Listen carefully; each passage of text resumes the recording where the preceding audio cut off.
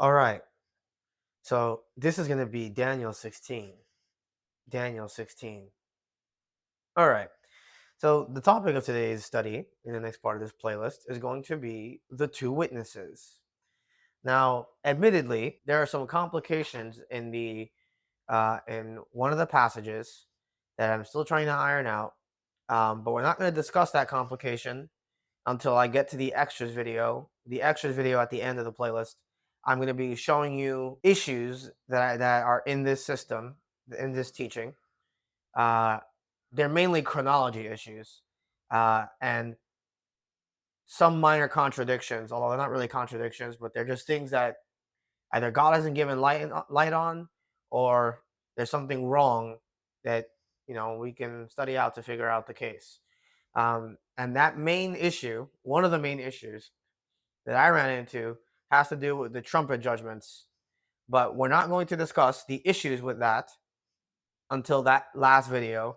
So we're just going to continue with the best knowledge that I have now, that the trumpet judgments take place during the Great Tribulation. I believe that there are more arguments that they take place in the Great Tribulation than they do before the Great Tribulation. I believe that there's more argument for that than against that. But nevertheless, there is two verses in the Revelation 9 that, or Revelation 8 and 9, I forget which chapter it is. It'll come to me later. But that introduce some minor issues. But nevertheless, as best as I know now, we're going to stick with that until the future. I'm not going to abandon this playlist. I'll probably add future videos to update corrections and whatever, right? So, all right, the two witnesses. Now, in this video, we're going to be discussing some little details. In the past, I showed you that the Red Rider, represents World War III. And then I showed you that the cause of that is because of that war with Iran, right? Well, the thing is, I didn't actually explain what is the cause of the famine. And then in my studying on what causes the famine of the time of the end, I just noticed an incredible amount of strange details that one thing led to another. And then I ended up being able to figure out the identity of the false prophet. So once again, this is going to be a very deep and difficult study.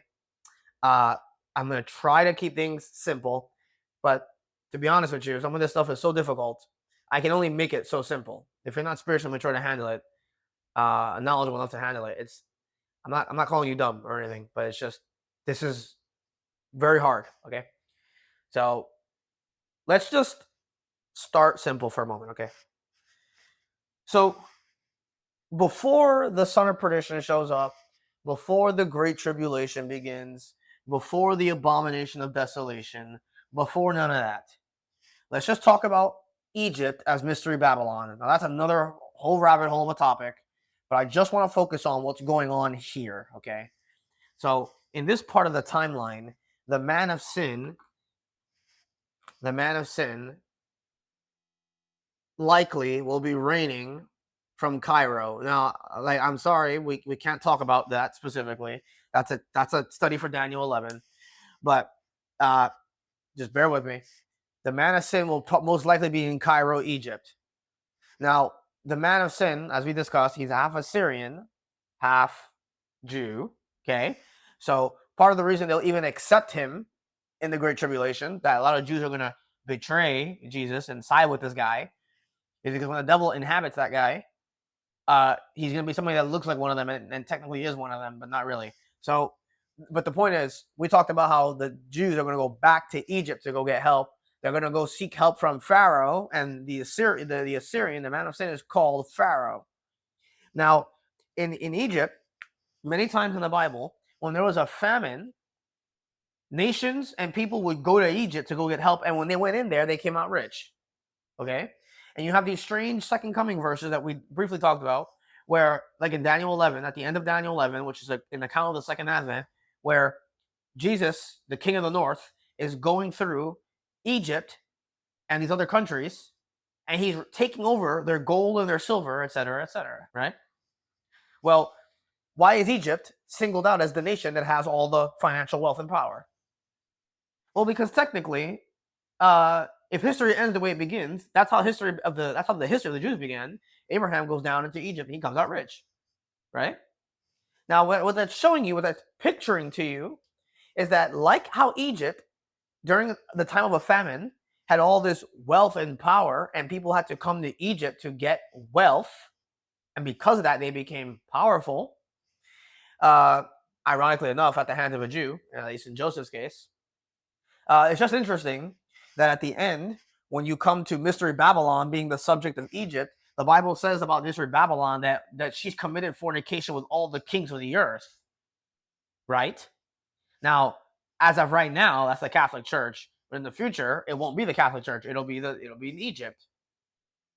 But it's not really that crazy that this woman has committed fornication with all the kings of the earth, because in the past that already happened.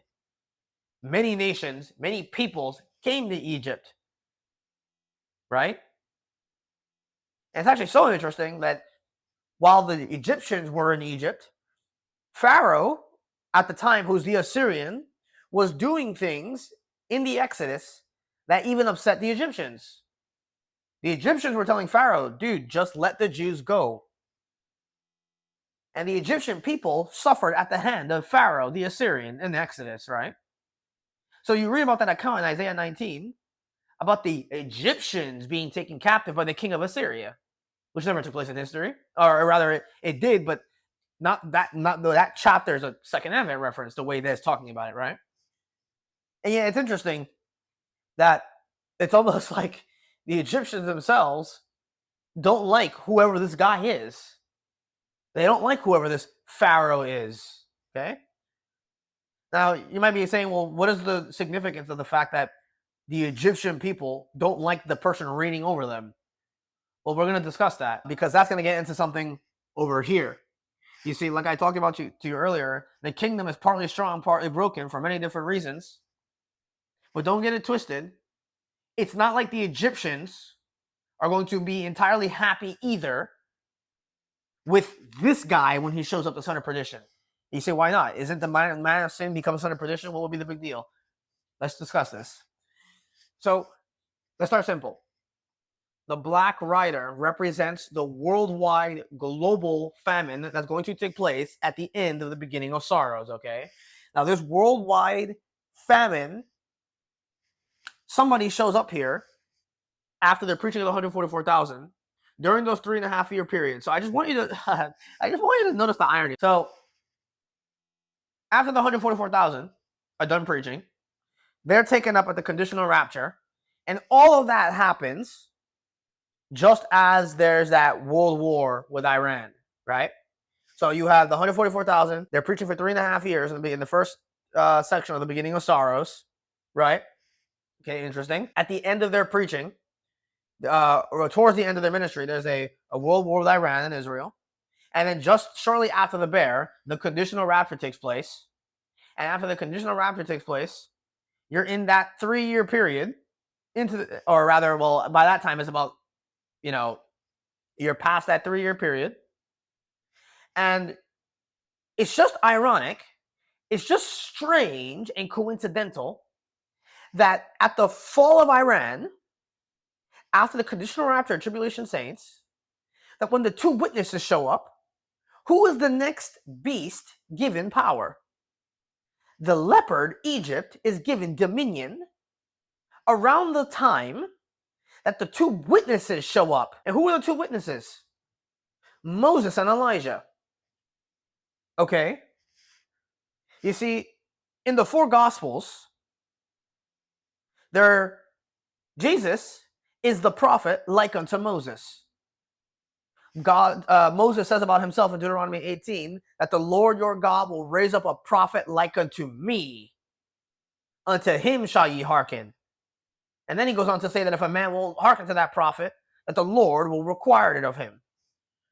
And we talked about in my dispensational playlist where I teach you, had Jesus been accepted, had John the Baptist's testimony of the gospel of the kingdom been accepted, Jesus would have fulfilled the office as Moses, and that Elijah and John the Baptist would have fulfilled the office of Elijah the prophet, because John is said to come in the spirit and power of Elias. But because John was killed, Jesus says, well, I have said unto you that Elias is already come. He's come already. But they've done whatsoever they listen unto him. So then it says about John the Baptist that the disciples understood that Jesus, he spake of John the Baptist. Because everybody was looking for Elijah. Everybody. The disciples asked Jesus, why say then that the scribes say that the Elias must first come? And Jesus says, Elias has already come. So then, because they killed Elijah, Jesus then goes on to say, likewise shall the Son of Man suffer of them, and blah, blah, blah, blah, blah. So what ends up happening is John the Baptist is killed. He should have been Elias, right? And then after he gets killed, Jesus gets killed. So John and Jesus partially fulfill their ministry, but they don't entirely fulfill the prophetic details of their ministry, because the Jews, it was conditioned on had the Jews accepted them or not. So go to Malachi chapter 4.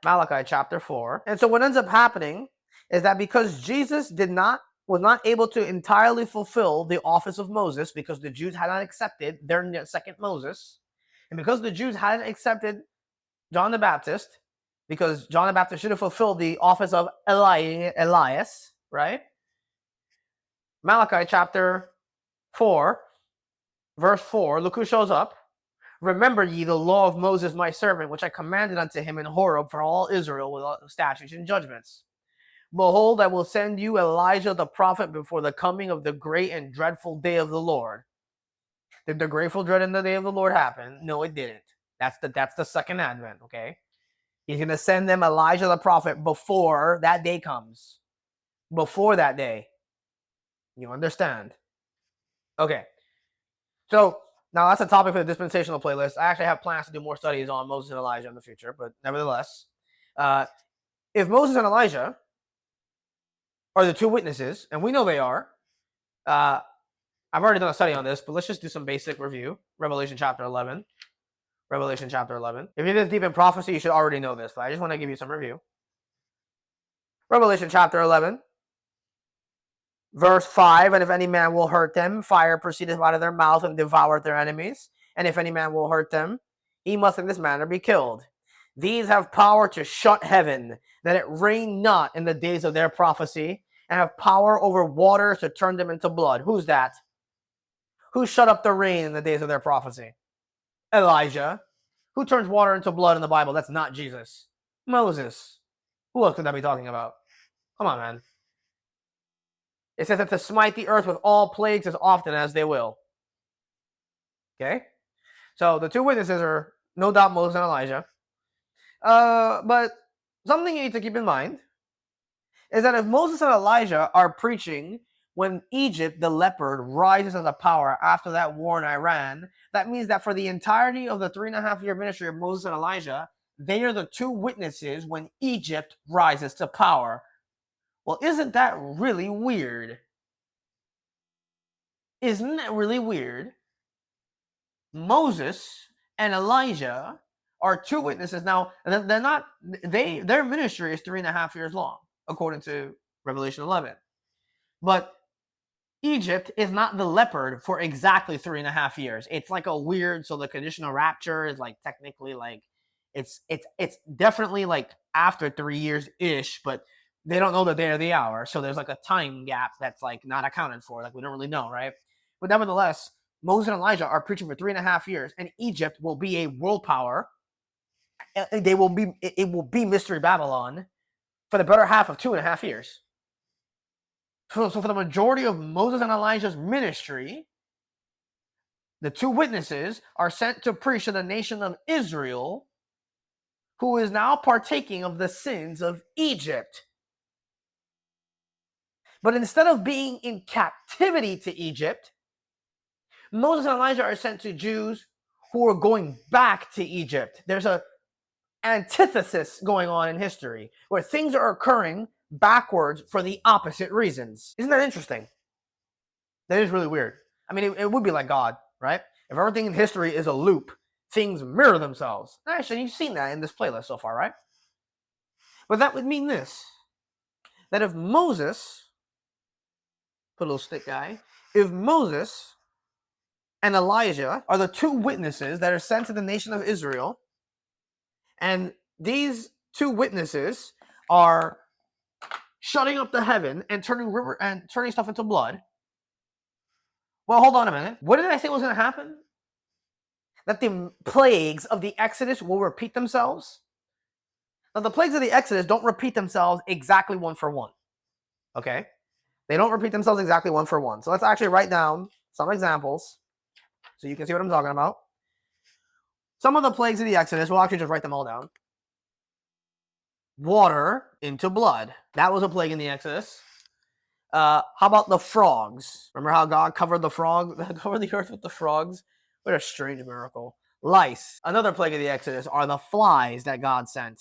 Flies. Another plague of the Exodus is going to be the death of livestock. He killed the livestock with disease. I forget the word that the Bible uses. The next one is boils. Another plague is going to be hail. Hail. Another one is going to be locusts. God darkening the earth. And then the death of the firstborn. Now, if Moses and Elijah are showing up, and the time of the end is going to be a more horrific manifestation, right, of these of things in history showing up even scarier in the future, you're not going to see every single plague of the Exodus show up. But what you do see is repetitions of the Exodus plagues, but they are more horrific when they show up. You understand? So before we talk about these, let's talk about one more thing.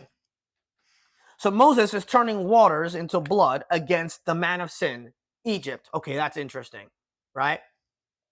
But Elijah is shutting up the heaven for 3.5 years. He shuts up the heaven. No rain. So what do you think is causing this worldwide global famine? What do you think happens when a guy is walking around turning rivers of water into blood, and then another little Jew is walking around shutting up the heaven? Right? Which, by the way, is 3.5 years, because James tells you that. But you know what else would make it worse? Go to Joel chapter 2. Joel chapter 2. Here's one more thing that would seal the deal. Joel chapter 2. In the book of Revelation, you have an account about these locusts. And these locusts are said to have like this armor on and like long hair, and they're like weird monsters or whatever. I don't know what they are, okay? But the point is that the Bible says about locusts that they have no king over them. A regular beetle locust does not have a king over them, according to Proverbs. But the problem is that the locusts in the book of Revelation says that they have a king over them. And that king is the king of the bottomless pit. So whatever those locusts are in the book of Revelation are not the locusts I'm about to read to you right now. Joel chapter 2, verse 25, I will restore to you the years that the locust hath eaten, the cankerworm, the caterpillar, the palmer worm. Watch it. My great army, which I sent among you. So one of God's armies in Joel 2, besides the body of Christ, which shows up earlier in the first 11 verses, this great army of verse 25, God said he sent among them. Well, these are not the monster weird locusts of the book of Revelation. These are a different group of locusts that God sent to eat up all the plants and nature and all that stuff. And the way you know that is because in verse 22, the context, he says, be not afraid, ye beasts of the field, for the pastures of the wilderness do spring, for the tree beareth her fruit, and the fig tree and the vine do yield their strength. Why would God have to preface that? He's saying, don't worry, guys. Nature's coming back to be normal now, right? He says in verse 22, verse 23, be glad then, ye children of Zion, and rejoice in the Lord your God, for he hath given you the former rain moderately. He will cause to come down for you the rain, the former rain, and the latter rain in the first month. So Elijah, in the middle 3.5 years of the time of the end, shuts up the heavens so that there's no rain. Now, once Elijah leaves in the Great Tribulation, even though he's not there, the catastrophes and the destruction of nature that take place in the Great Tribulation are further enabling the calamity that these two witnesses are doing on the earth. Okay? So watch it. There are locusts. There are locusts here, literal bug locusts that show up in the beginning of sorrow that are eating up all the plants and all the nature and everything, just like in the Exodus. And then there's mysterious, these are beast locusts. I don't even know what they are in the book of Revelation. And the great army that God is sending among the Jews, among the nation of Israel that's eating up all the plants. Well, actually, it's not the nation of Israel. It's everybody. It's the whole planet, right? God is sending these locusts to chew up and eat up all the food. And this is what's causing the famine that Black Rider is talking about. So if Moses and Elijah are causing plagues as often as they will, and God is sending an army of locusts to eat up all the food, and then you have this guy walking around turning rivers of water into blood against Egypt, you're seeing a repetition of the Exodus, not exactly one for one, but you're seeing why God wrote the Exodus the way he did, because this is going to happen again, right? Now, if for these 3.5 years, or ish, God sends these locusts to eat up all the food, Moses and Elijah are doing these cataclysmic miracles that are bringing in this famine, and in the Great Tribulation, you have all these way more like really bad cataclysmic miracle things taking place that God is doing, and it's judging the earth. What you're reading in Joel chapter 2, verse 23 about the former and latter rain is that when in Israel, in the Old Testament, when they were farming, you had 2 raining seasons.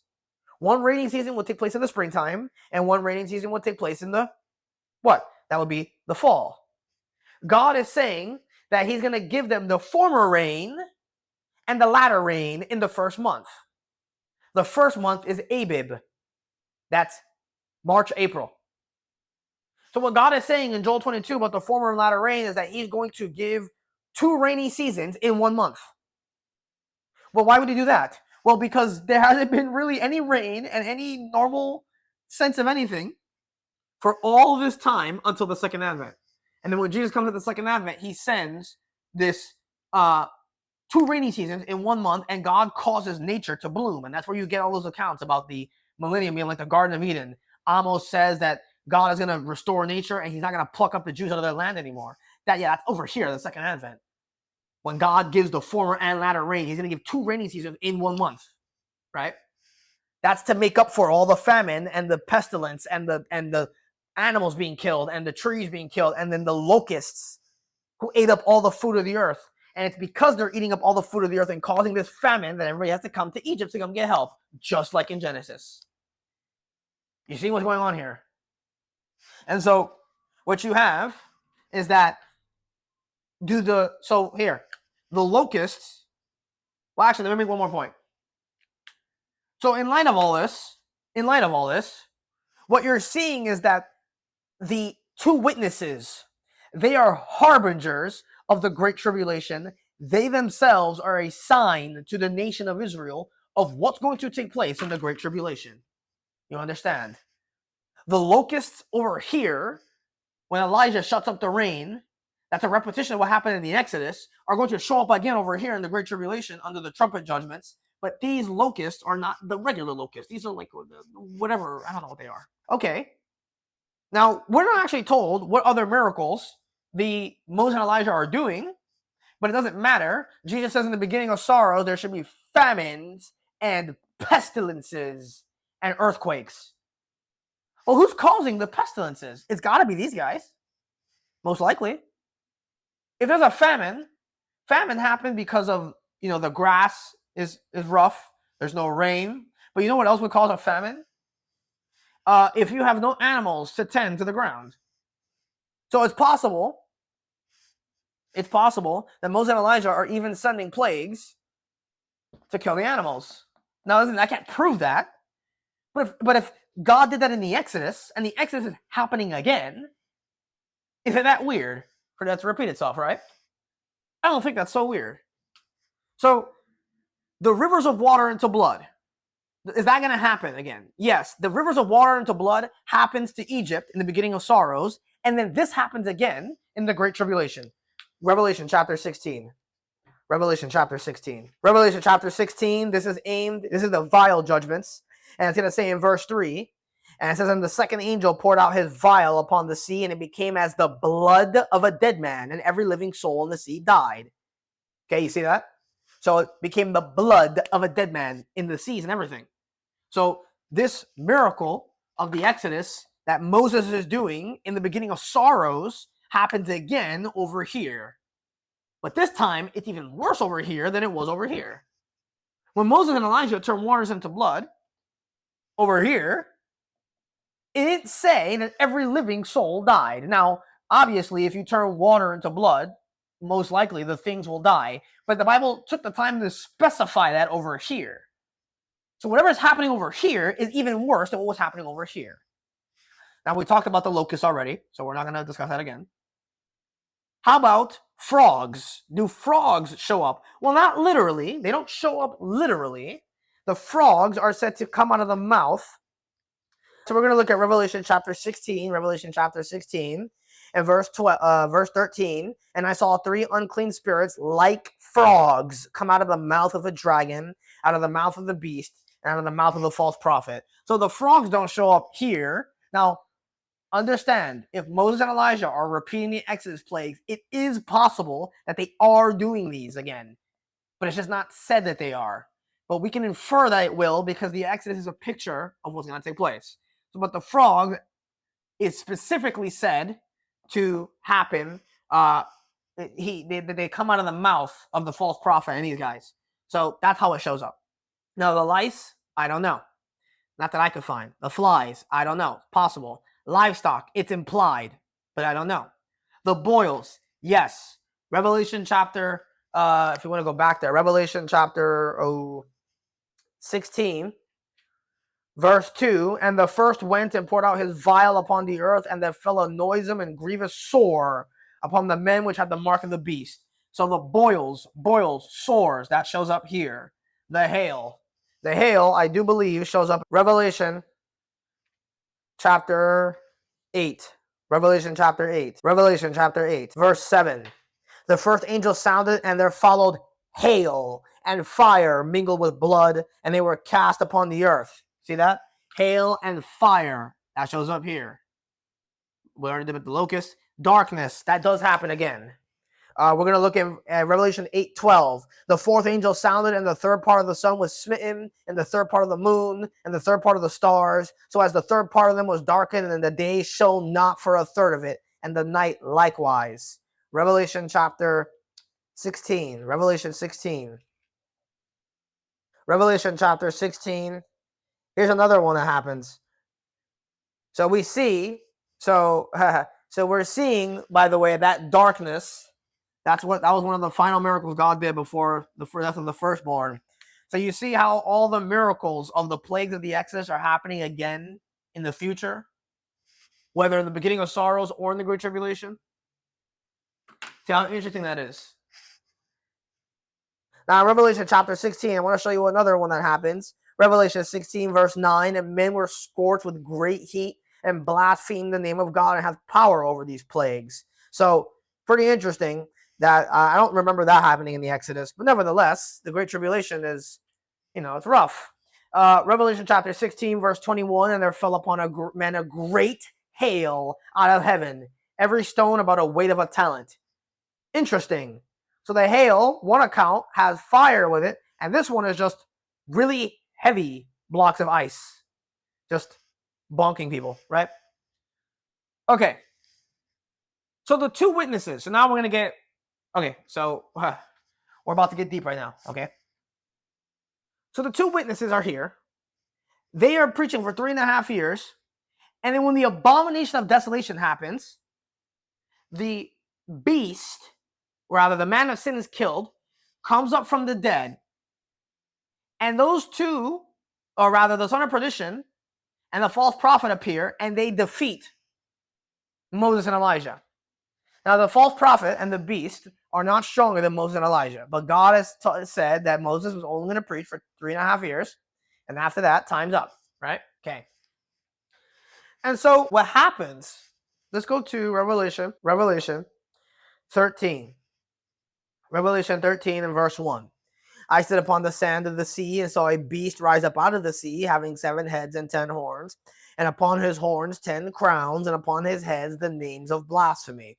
So this beast, so here's beast number 1. Beast number 1. This is the son of perdition. Okay. Now let's be very careful now. We talked about this. The son of perdition is called a beast. Okay? Because the son of perdition has a body of a man because he inhabited the man of sin. He has a spirit, but there's no soul in that body.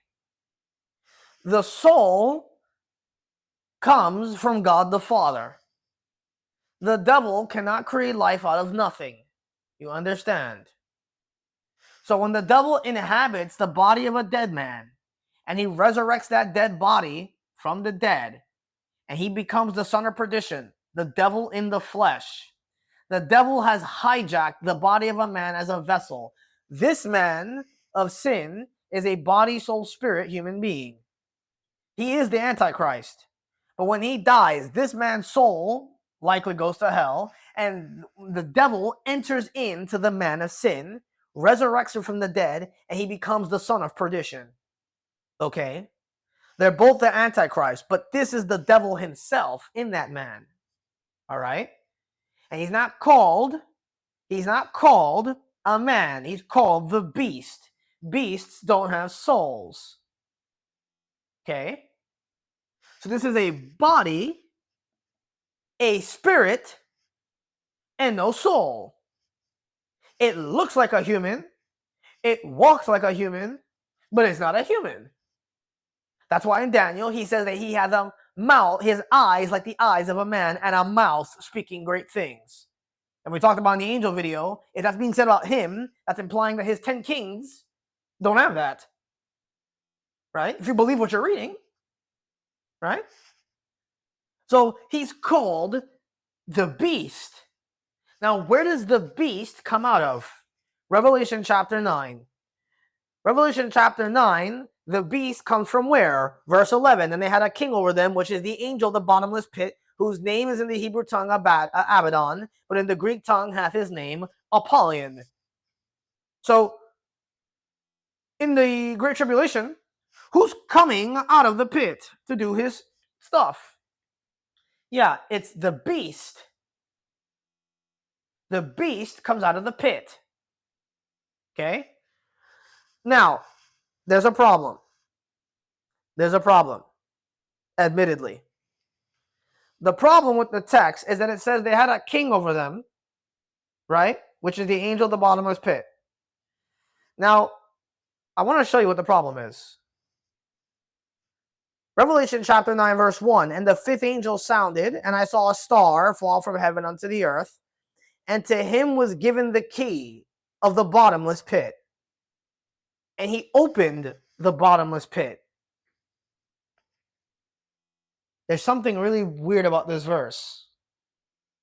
An angel is opening the bottomless pit with a key. A key. Why does somebody need a key to open the pit? And the second issue is, if the devil is roaming around right now, right, he's not trapped, right?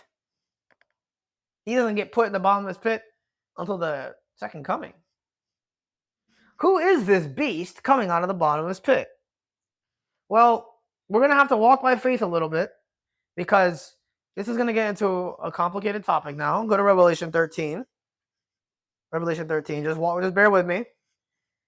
It's going to say in Revelation 13, verse 11, I beheld another beast coming up out of the earth. Okay, so here's the confusion. Revelation chapter 9, the angel has a key to open the pit. He says that there's a beast rising up out of the pit. You understand? Let me actually draw for you because I really don't want you to get lost. This is about to get really complicated. Revelation chapter 9, it says there's a beast coming out of the pit, right? The person who's opening that, I don't think it's identified who's coming out of the pit, okay? Now, I can't explain to you how the devil is coming out of the bottom of this pit if he's roaming around right now, according to Job. But let's just not get into, that's too complicated. Let's just try our best, okay? In Revelation chapter 9, this beast comes out of the pit, and he's said to be a king over the devil locusts. But in Revelation, this is talking about the son of perdition. But in Revelation 13, it says there's another beast coming out of the pit. Well, hold on. So there's a second person who's not a human, that's in the body of a human? In Revelation 13, that second beast ascending out of the earth is the false prophet. So now you have a problem. John says the beast that is, well, let's look at it. Revelation 17, let's be very careful with reading this. John says in Revelation 17:8, the beast that thou sawest was and is not, and shall ascend out of the bottomless pit and go into perdition. Okay, this is where this is going to get really complicated. So I'm really trying to slow this down. Remember before how I told you that the dragon and the devil and the son of perdition are one and the same? Remember I did tell you that. Well, the complication here is that the false prophet is also one and the same. He's a false Holy Spirit. So it's a satanic trinity of the dragon, the son of perdition, and the false prophet. And so what's so confusing about this is that the beast of Revelation 17 and the beast of Revelation 9 sound identical. Because technically they are identical, but they're not identical. You see, the son of perdition comes out of the bottomless pit. But the second beast, the false prophet, also comes out of the bottomless pit. So let's do a little analysis, okay? We talked a little bit about Judas Iscariot in the Antichrist video, but I put a note in that video showing you that there's actually something more mysterious about Judas Iscariot that we need to discuss in this video in order to identify the false prophet. Okay. Let's talk about Judas first, and I'm going to come back and I'm going to help you solve this problem, this weird thing going on here. Judas Iscariot is a peculiar person in the Bible because he had normal parents. He's said to be the son of Simon. Now, the problem with Judas Iscariot is because Jesus, when he's talking to him, he says, have I not chosen you 12 and one of you is a devil? He didn't say that Judas Iscariot is the devil. He said that Judas Iscariot was a devil. That means Judas, you can't understand this. The Bible doesn't really give us a whole lot of details about this. But it means that Judas has the body of a man. He looks like a man. He has the spirit of a man. He has a personality. He's a unique personality. So he has the spirit of man in him. He has the body of a human being, but he doesn't have a soul. Judas Iscariot had a devil in him. So technically, Judas was a beast. Technically. But the thing about Judas is that he's not called the son of perdition until after Satan enters into him.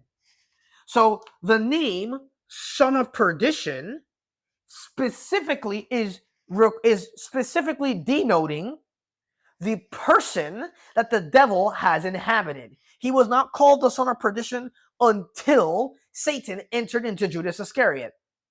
But when Satan entered into Judas Iscariot, that means that Judas had two devils in him. He had a devil, and he had the devil in his body. So there's two beasts in his body. Isn't that interesting? So Judas, now you can't understand this, and hey man, if you believe what you're reading, Judas had a human body.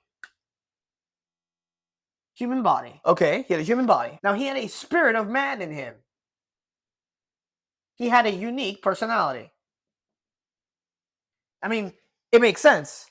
He had to have the personality of a man because he threw the money back and started crying. Does a devil cry? I don't think so, right? But in his body, he didn't have a soul in his body. He had a devil. Have I not chosen you 12 and one of you is a devil? But then in his body, after Satan enters into him, listen, Satan enters into Judas Iscariot. Now he has the devil in his body. Isn't that weird? Okay, I'm getting ready to show you something. I'm ready to just blow your mind, okay? Just bear with me. Now, when Judas was like this, just once again, he's called the son of perdition after Satan enters into him. So when the man of sin dies over here, he dies over here, and Satan enters into that body, and he becomes the son of perdition. The person inside of the future Antichrist, son of perdition's body, is not Judas Iscariot. The son of perdition is when Satan is inside of that guy. Okay? But listen, where did Judas go when he died? Acts chapter 1. Just bear with me. There's a reason I'm showing you all this. Acts chapter 1 and verse 25, that they may take part of this ministry and apostleship from which Judas by transgression fell, that he might go to his own place. Well, if Judas is a devil, he's a devil, and he shows up again in the future, what is Judas's place? The bottomless pit. Because the bottomless pit is a compartment in hell, and hell is described like a prison. So you would need somebody to open a door, a key, so to speak. But let's stop right there. I want to expound on that point more, but let's look at Revelation 13. Revelation 13. So if the devil is inhabiting the body of the future Antichrist, son of perdition, the Assyrian, but Judas went to his own place in the bottomless pit, and Judas is showing up again in the future. You know what that means? You have two beasts. Revelation 13. Notice what this false prophet is able to do. Revelation chapter 13, verse 11. I beheld another beast coming out of the earth. Well, that's an accurate statement. If Judas was a beast in the past, because he was a devil inside of a human body with a spirit of man, right? Then for John to say he saw another beast that's not the son of perdition, that's an accurate statement. But look what he says about this other beast. He says he had two horns like a lamb, and he spake as a dragon. And he exerciseth all the power of the first beast which was before him, and causeth the earth and them which dwell therein to worship the first beast, whose deadly wound was healed. And he doeth great wonders. Pause right there. What does he do? He does great wonders. What specific great wonder is he doing? So that he maketh fire come down from heaven on the earth in the sight of men. Do you recognize the problem with this verse? Think about it for a moment. Do you recognize what the issue with this verse is? This verse is telling you who the false prophet is. Let's think. Who called down fire from heaven in the Bible? Elijah. Why did Elijah call down fire from heaven? I'm not talking about later when he says, if I be a man of God, let fire come down. No, I'm talking about when he faced off against the false prophets of Baal. Why did Elijah call down fire from heaven? Here, check it out, check it out. 1 Kings 18, 1 Kings 18. I need you to read this. 1 Kings 18. 1 Kings chapter 18, verse 23. He tells the false prophets, let them therefore give us 2 bullocks, and let them choose 1 bullock for themselves, and cut in pieces, and lay it on wood, and put no fire under. And I will dress the other bullock, and lay it on wood, and put no fire under. Look, no fire. No fire. He said it twice. Verse 24, and call ye on the name of your gods, and I will call on the name of the Lord. And God, look, and the God that answered by fire, let him be God. Why? Oh man, it's gonna be real interesting. Stay in 1 Kings and go to Leviticus chapter 9. Leviticus chapter 9. Leviticus chapter 9 and verse 23. And Moses and Aaron went into the tabernacle of the congregation and came out and blessed the people, and the glory of the Lord appeared unto all the people. And there came a fire from before the Lord and consumed upon the altar the burnt offering.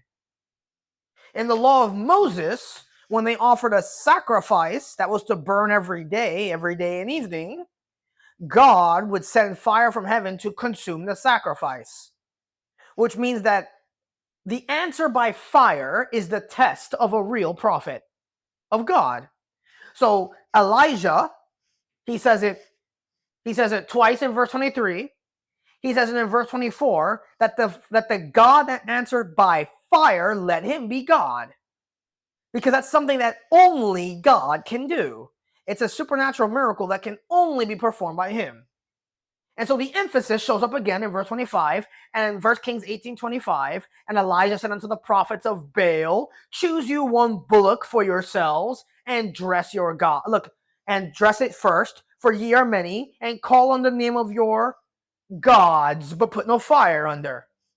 You see that? But in verse 29, when it came to pass when midday was past, and they prophesied unto the time of the offering of the evening sacrifice, that there was neither a voice nor any answer, nor any that regarded. But in verse 38, when Elijah does it, then the fire of the Lord fell and consumed the burnt sacrifice. The test of the true God, Elijah versus the false prophets of Baal, is fire from heaven. So if you go to Revelation chapter 13, verse 13, and he doeth great wonders, so that he maketh fire come down from heaven on the earth in the sight of men. And what happened? He deceiveth them that dwell on the earth by means of those miracles. He's deceiving them because he's doing a miracle that can only be done by the true God. So who is the false prophet? I'll tell you who the false prophet is. If the son of perdition is the man who's inhabited by Satan, the devil, and Judas dies and goes to hell in the bottomless pit because he was a devil, he was a beast, like this man is the beast, that means that Judas Iscariot will come out of the pit again, and he is the false prophet. He's the false prophet. Now you say, well, how in the world is he the false prophet? Well, in light of everything I just told you, I want you to notice that if God is the one that gave the power to call down fire from heaven to Elijah, and only God can do that, well, that same power that God has, he gave to Jesus, because Jesus is God. And you want to know something interesting? When Judas began the ministry with Jesus, Judas was given that power by Jesus that God the Father gave to Elijah. You understand? Go to Matthew chapter 10. It didn't say that Jesus gave the 11 disciples power. It didn't say that. Matthew chapter 10 verse 1, and when he had called unto him his 12 disciples, he gave them power against unclean spirits, to cast them out, to heal all manner of sickness and manner of disease. His 12 disciples, not 11 disciples. Now, what's interesting is that when Jesus dies on the cross, he says, Father, into thy hand I commend my spirit. And after Jesus dies on the cross and he gives up the ghost, and it goes back to the, he descends to the heart of the earth, and his spirit goes back to the Father, and Jesus is doing whatever, right? Well, there were no more signs and wonders from the Jews. The disciples could not perform apostolic miracles. They weren't able to perform apostolic miracles until Acts chapter 2 in Pentecost, when Jesus told them, "You shall be endued from power on high." Then they could do the miracles again. But you know something interesting? Is that Judas died before Jesus died. He killed himself before Jesus went and gave up the ghost and ended those signs and wonders temporarily. Which means that when Judas died, he took the powers of an apostle with him. Now you say, brother, you're just out of your mind. You're saying that when he died, he kept those powers? Yes, because this exact phenomena actually happens in the Old Testament. Did you know that? Did you know that? Here, let me show you. Go to 2 Kings. Go to 2 Kings. Go to 2 Kings chapter 13. 2 Kings 13. This is the death of Elisha. And in verse 21, verse 20, Elisha died and they buried him, and the bands of the Moabites invaded the land at the coming in of the year. And it came to pass, as they were burying a man, that behold, they spied a band of men, and they cast the man into the sepulchre of Elisha. And when the man was let down and touched the bones of Elisha, he revived and stood up on his feet. This dude touched the body of Elisha, a dead man, and he came back from the dead. Well, Elisha was able to revive people from the dead in 2 Kings. So apparently, the powers given to these men stayed with these men. So when Moses shows up in the future, he still has the power of God that God gave to him when he started his ministry. And when Elijah comes back, he got raptured and he shows up again, he still had the power that God gave to him in his original ministry. You understand? Now, for the 12 disciples, the 12 apostles after Judas was gone, they lose the miracles because they're in the church age now, and God stopped doing the signs and wonders. But Judas killed himself before anything of that took place. So when he died, he took the apostolic miracles with him. Matthew chapter 10. Matthew chapter 10. Now watch it.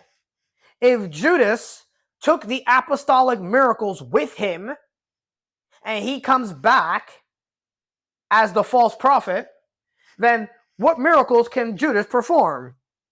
He says in verse 8, heal the sick, cleanse the lepers, raise the dead, cast out devils. Well, the Bible says that the devil comes with lying signs and wonders.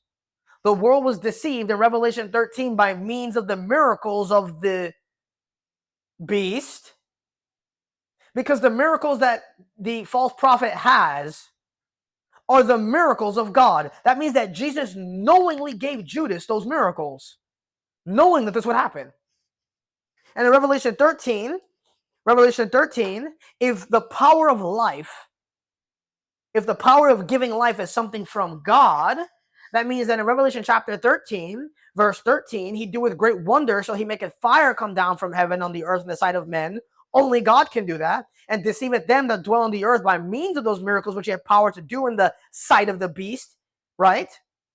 Verse 15, and he, the false prophet, had power to give life unto the image, that the image of the beast should both speak.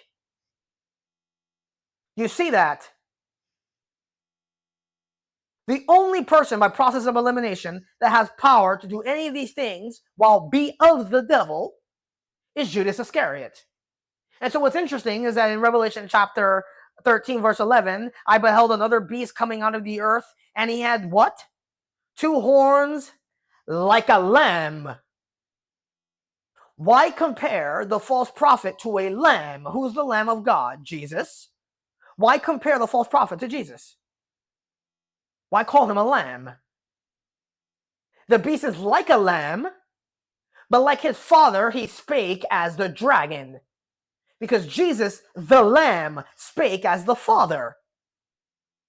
And so what you have is that in Revelation chapter 11, you have the two witnesses, Moses and Elijah. They're doing their preaching. And who is the one that defeats Moses and Elijah? It's the beast, the son of perdition, whose deadly wound was healed. And then who else is with the son of perdition? Another beast, the false prophet. And so you know what you have? Check it out. You have Moses facing off against Pharaoh, and you have Elijah facing off against the false prophet of Baal. So instead of Moses and Aaron, remember how Aaron had to speak for Moses? Well, the false prophet speaks for the son of perdition. You see that? That is the only person that this could be talking about. And so when you read about it in Revelation 9 and Revelation 17, about the beast coming out of the pit, well, in Revelation 17, that's the son of perdition. But technically, the beast, the second beast, Judas Iscariot, is also coming out of the pit. And he is most likely the one in Revelation 9. Now, if I have that confused and the Revelation 9 is also about the son of perdition, it's because they're all one and the same, so it's confusing. But nevertheless, they're both ascending out of the bottomless pit. And so if Jesus had the keys of hell and death to open the doors to free the Old Testament saints, whoever this angel is has the key of the bottomless pit to open the bars in hell to let out these two. And that's why they're ascending out of the pit. Now the confusion is, well, the devil's not in the pit. He's not in jail right now. That's in the future. But maybe it's not that the devil is locked up in the pit. It's that it's possible. It's possible. Now, hear me out. It's possible that, remember, we talked about how the devil will likely lead captivity captive of his angel buddies from Genesis 6. It's possible, I'm just theorizing, that when he leads captivity captive and he frees those angels and he wages that war in heaven against God and God kicks him out, it's possible that Revelation chapter 9, I saw a star fall from heaven unto the earth. It's possible that that angel that's freeing the false prophet is possibly one of his angels. And God allowed him to have that key to the pit, to open it and to free those devil monsters from the pit and to free Judas Iscariot. It's possible. If I have that wrong, this is a hard topic, but it's possible. But somebody's allowing that. Somebody's opening that, right? So notice that. Wow, repetition of history, complete repetition of history. And so, what we're going to talk about in the next video is the fall of Mystery Babylon. The son of perdition and his buddy, his fake Moses and Aaron setup, is going to be reigning over Egypt, Assyria, and Israel as a divided but world power empire under Pharaoh and the false prophet of Baal. These two defeat Moses and Elijah, and they will reign over this empire that went into perdition. This empire, with the 10 kings of the Antichrist, the son of perdition, and the false prophet, which adds up to 12, is going to destroy the new United Nations in Mystery Babylon. And so we're going to be talking about in the next video what's happening in this empire that's changing this one. This empire run by Mystery Babylon is a human-run government. This empire under the son of perdition is an extraterrestrial, out-of-this-world government that's not run by normal human beings. Right? So we'll close the video out on there. I know this was a hard study. Pray you got a blessing. I'll make the board available. Grace be to you all.